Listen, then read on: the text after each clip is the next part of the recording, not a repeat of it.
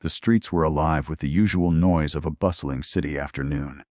Cars honked impatiently, vendors shouted about fresh produce, and the occasional sound of laughter drifted from children running along cracked sidewalks. Among all of this, a sleek black car pulled up outside a grand building with tinted windows that reflected the world back in distorted fragments. The door opened, and out stepped a man who carried with him the kind of presence that made people pause. His suit was cut to perfection, the kind only millionaires could afford. His watch gleamed, its value enough to feed several families for a year. He walked with the arrogance of someone who knew he owned the ground under his feet. His name was Richard, a man known in the city for his wealth, his ruthless business mind, and his sharp tongue that rarely offered kindness. As he strode down the block, flanked by two men who acted as both assistants and guards, he noticed something unusual near the steps of the building across the street. A little girl, no more than 9 or 10, sat quietly with a violin case open in front of her. The case wasn't for storing the instrument. It was a desperate invitation for coins, scattered bills, any form of kindness strangers might offer. Her clothes were worn and mismatched, her shoes scuffed and too big for her small feet, and her hair, though neatly tied back, carried the unkempt look of a child who did not have a home to return to with gentle hands to brush it. Richard slowed his pace, curiosity tugging at him for a moment. He was not a man who usually cared about children on the streets. He had passed by countless beggars, musicians, and performers who tried to earn a living through their talent or pity, and rarely had he offered a second glance. But there was something about the way this girl clutched her violin, the way she sat with her back straight, despite the fatigue evident in her small body, that caught his attention. It wasn't sympathy, though. No, Richard was not built for sympathy. What he felt was the urge to mock, to entertain himself with the innocence of someone who clearly had nothing. He crossed the street with deliberate steps, his polished shoes tapping against the pavement. His guards followed closely, though they looked confused as to why their boss would even bother. People passing by began to notice him. After all, Richard was a figure everyone recognized, the kind of man whose face appeared in magazines, whose name carried influence in boardrooms. The little girl, noticing the tall man approaching, looked up timidly. Her eyes were large, dark, and wary, but there was something in them that made her seem far older than her years. Richard looked down at her violin case, which held a pitiful collection of coins and a few crumpled bills. He smirked, a cruel edge to his lips. "Is this how you plan to survive? Playing that old toy for strangers?" His voice carried authority but also mockery, enough to draw the attention of onlookers. The girl said nothing at first. She looked at him, her fingers tightening slightly around the violin she held. She had heard voices like his before, sharp, dismissive, designed to remind her of her place. Richard leaned slightly closer, making sure those nearby could hear him as well. "Tell you what," he said, his tone dripping with arrogance. "Why don't you play me a song? Something good, something worth listening to. And if you impress me, maybe, just maybe I'll adopt you. Imagine that. A little girl like you becoming the daughter of Richard Howard, the millionaire. No more dirty streets, no more begging. Just luxury. Everything you could ever dream of." The crowd that had gathered let out small gasps, some shocked by his audacity, others intrigued by the bizarre challenge. The girl's lips parted slightly, but she didn't speak. Richard chuckled, straightening up. He thought he had made a clever joke, a display of his dominance.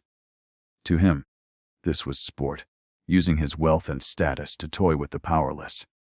He didn't believe for a moment he would actually adopt her.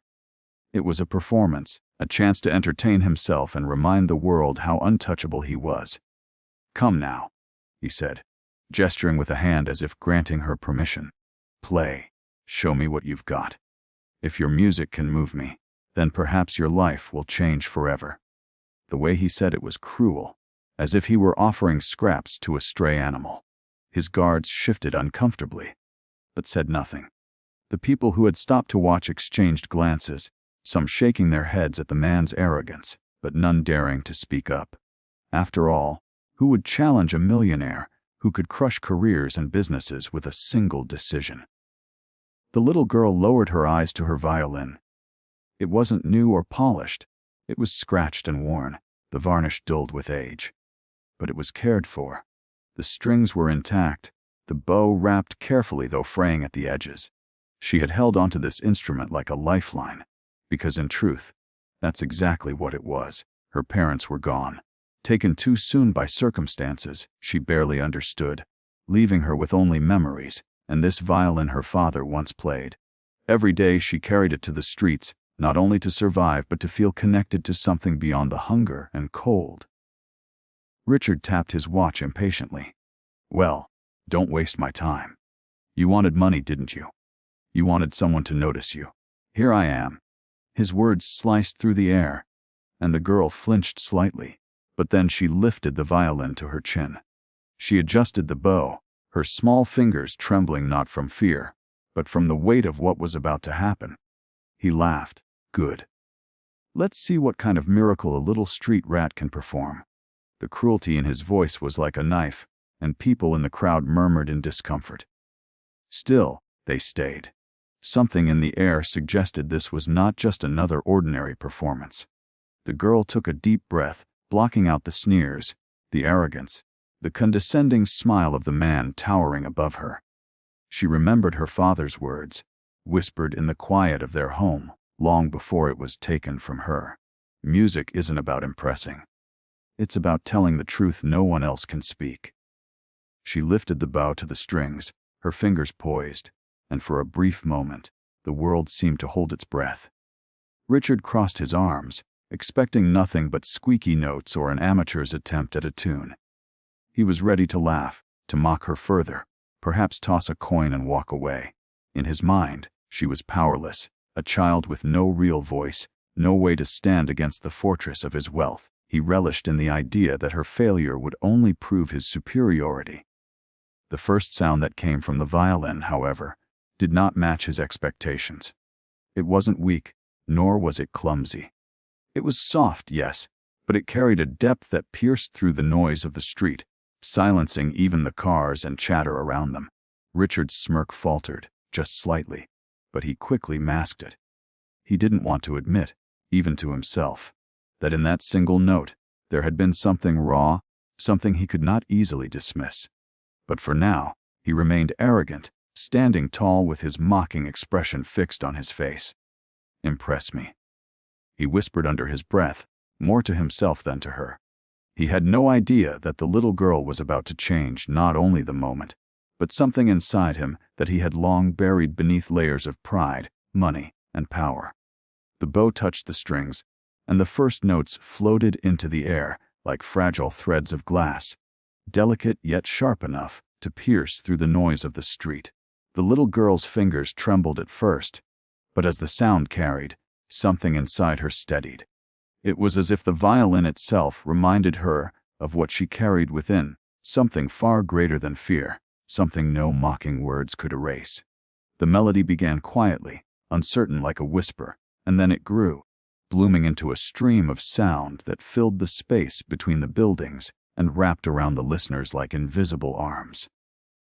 The crowd that had gathered fell silent. People who moments ago had been distracted by their errands, their phones, their conversations, now stood rooted, their eyes fixed on the child with the worn violin. Even the traffic seemed to hesitate, as if engines and horns had no place interrupting what was unfolding. The girl's small frame seemed almost to dissolve into the music. She wasn't simply playing. She was speaking in a language more ancient than words, one born out of heart-touch and hope. Her notes carried sorrow first. It was a sorrow that belonged to children who had seen too much, who had been denied the simple right of being children. Each pull of the bow echoed hunger, loneliness, the sharp sting of cold nights spent without shelter, the ache of missing arms that once held her, but would never again. The melody told of tears shed quietly, when no one was looking, the heavy weight of days when the world seemed crueler than it should ever be for someone so young. The onlookers felt it, as though their own hearts had been cracked open, as if she had reached into their hidden pains and drawn them out through her strings. And then, Like the sudden glow of sunrise after a storm, her tune shifted. The sorrow did not vanish, but it transformed. It became a river of resilience, of courage so fierce it could only come from a soul that refused to be broken. The notes rose higher, brighter, weaving hope into the air. It was hope that said, "I have suffered, but I am still here. I have lost, but I will not be silenced. I am small, but my song is larger than you can imagine." People in the crowd felt their throats tighten, eyes glistening as the music washed over them. Strangers found themselves clutching their chests, some holding hands with people they didn't even know, bound together in a shared moment of awe. Richard, the millionaire who had mocked her, stood frozen. His smirk had vanished long ago, replaced by an expression no one around him had ever seen. His face, always so carefully composed, cracked with confusion, disbelief, and something deeper, something almost like shame. He had expected to laugh, to dismiss her as another street performer. Instead, he felt his chest tighten in a way that startled him. For years, he had shielded himself with arrogance, with money, with power. But the music bypassed all of it. It slipped past the walls he had built, the armor he wore, and went straight to the place he had buried long ago, the part of him that once knew pain, once knew longing, once knew what it felt like to need love. The bow moved faster. The girl's eyes closed as if she had left the noisy street behind and stepped into a world where only her music existed. She was no longer a child begging for coins. She was a storyteller, a warrior, a soul unafraid to show its scars.